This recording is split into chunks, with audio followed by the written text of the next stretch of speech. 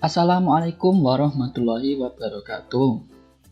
Nama saya Arga Mangunwijaya. Saya akan membacakan presentasi yang berjudul Kelebihan dan Kekurangan Sistem Keamanan Informasi dalam Sistem Informasi Manajemen. Kita langsung ke pengertiannya.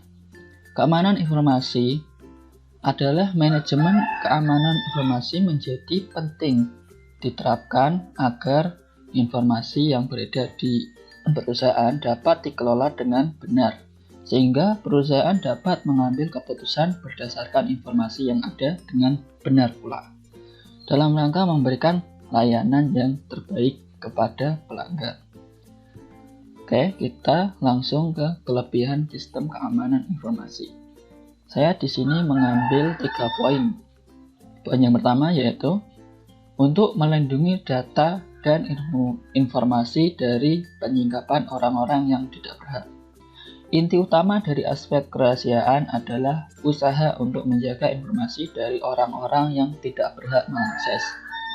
Privasi lebih ke arah data-data yang sifatnya privat.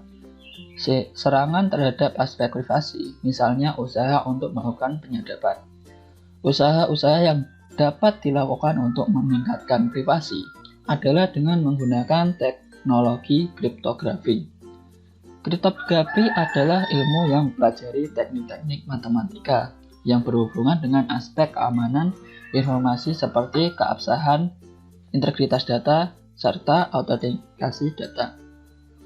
Inti poin yang pertama yaitu untuk melindungi data dan informasi dari orang-orang yang tidak berhak atau istilahnya hacker yang mau mengambil informasi atau data dari perusahaan.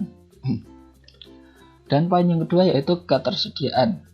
Aspek ini berhubungan dengan metode untuk menyatakan bahwa informasi benar-benar asli atau orang yang mengakses dan memberikan informasi adalah betul-betul orang yang dimaksud. Masalah pertama, untuk membuktikan keaslian dokumen dapat dilakukan dengan teknologi watermarking dan digital signature. Watermarking juga dapat digunakan untuk menjaga intellectual property, yaitu dengan menandatangani dokumen atau hasil karya pembuat. Masalah kedua biasanya berhubungan dengan akses kontrol, yaitu berkaitan dengan pembatasan orang-orang yang dapat mengakses informasi. Dalam hal ini, pengguna harus menunjukkan bahwa memang dia adalah pengguna yang sah atau yang berhak menggunakannya. Jadi yang kedua ini poinnya intinya adalah yang mengakses data itu atau yang mempunyai data itu adalah benar orang yang asli, bukan hacker yang mau mencoba untuk mencuri data. Oke, kita lanjut untuk poin yang ketiga yaitu aspek ini menekankan bahwa informasi tidak boleh diubah tanpa seizin pemilik informasi. Adanya virus, Trojan horse, atau pemakai lain yang mengubah informasi tanpa izin, sistem informasi perlu menyediakan representasi yang akurat dari sistem basic yang direpresentasikan. Jadi yang poin ketiga ini untuk mendeteksi siapa yang mau mengubah datanya, atau untuk melindungi data itu supaya tidak bisa dirubah. Oke, kita lanjut ke kelemahan dan ancaman sistem keamanan informasi. Cacat atau kelemahan dari suatu sistem yang mungkin timbul pada saat mendesain, menetapkan prosedur, mengimplementasikan maupun kelemahan atas sistem kontrol yang ada, sehingga memicu tindakan pelanggaran oleh pelaku yang mencoba menyusup terhadap sistem tersebut. Kelemahan tersebut dimanfaatkan oleh orang-orang yang tidak bertanggung jawab seperti gangguan atau serangan, yaitu satu, untuk mendapatkan akses atau access attack. Yang kedua, untuk melakukan modifikasi atau modification attack. Yang ketiga, untuk menghambat penyediaan layanan atau denial of service attack. Beberapa cara dalam melakukan serangan antara lain sniping, spoofing, man in the middle, dan menebak password.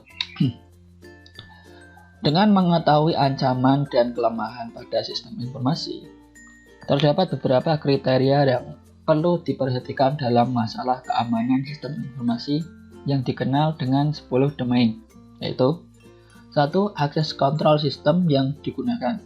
2. Telekomunikasi dan jaringan untuk yang dipakai. 3. Manajemen praktis yang dipakai. 4. Pengembangan sistem aplikasi yang digunakan. 5. Kriptografi yang diterapkan. 6. Arsitektur dari sistem informasi yang diterapkan. 7. Pengoperasian yang ada. 8. Business Continuity Plan atau BCP. Dan Disaster Recovery Plan atau DRP. Kebutuhan hukum untuk investigasi dan kode etik yang diterapkan. 10. Tata letak fisik dan sistem yang ada. Nah, ke-10 domain tersebut dimaksudkan untuk sebagai antisipasi risiko keamanan informasi, yaitu hasil yang tidak diinginkan akibat terjadinya ancaman dan gangguan terhadap keamanan informasi. Semua risiko mewakili aktivitas yang tidak sah atau di luar dari yang diperbolehkan perusahaan. Oke, kita lanjut yang terakhir, yaitu kesimpulan.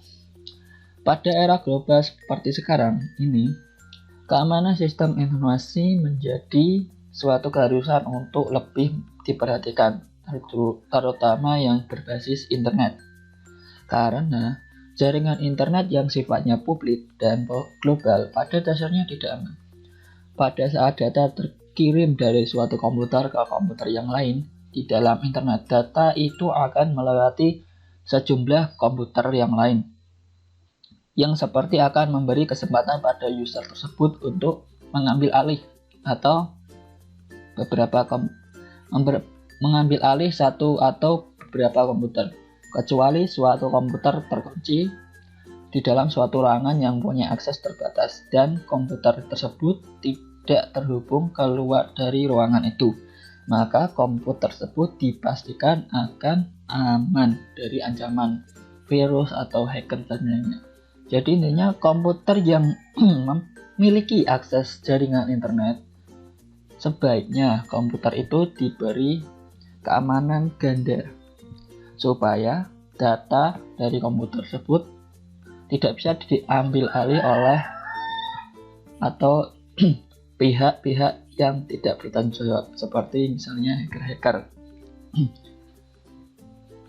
Sekian presentasi dari saya. Bila ada kesalahan, mohon dimaafkan. Wassalamualaikum warahmatullahi wabarakatuh.